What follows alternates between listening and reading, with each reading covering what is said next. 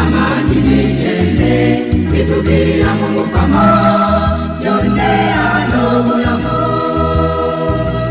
Omukama ye wakutendwanga, ettendo n'ekitiibwa tubiwenga Katonda. Anti mu linnya lye byonna bifukamira.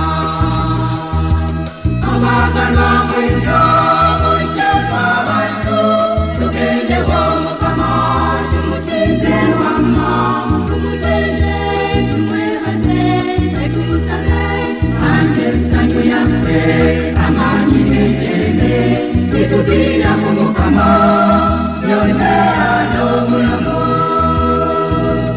Amaanyi ye wakutiibwanga, amaanyi galina oyo ganjawulo wamma,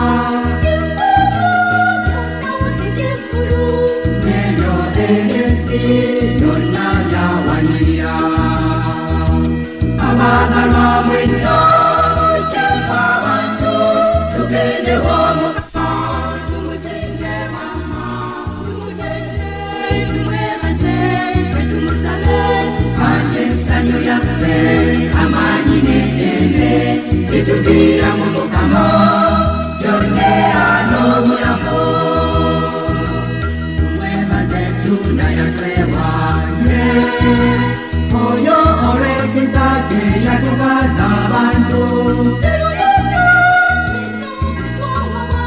Nno mu mwana we fenna ye yatuggyayo.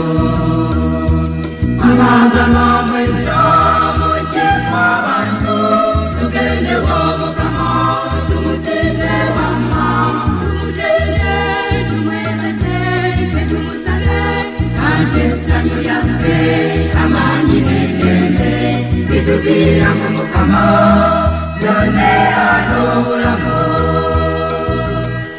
Kristu ye mwe yatweweera,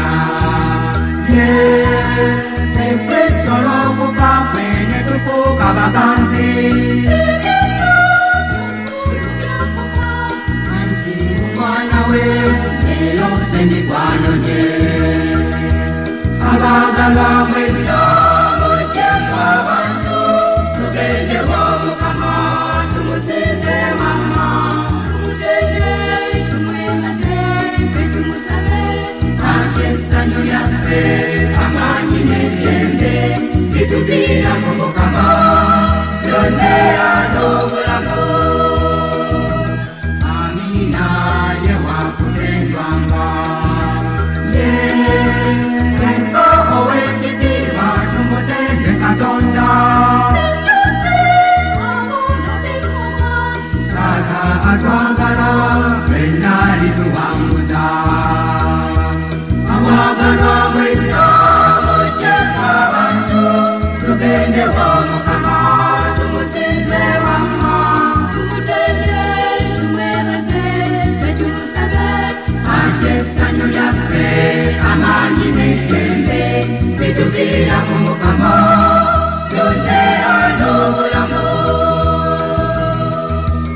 Abaagalwa mwenna mulikyeva abantu tugende w'Omukama tumusinze wamma, tumutende tumwebaze ffe tumusabe anje essanyu lyaffe amaanyi n'eddembe bituviira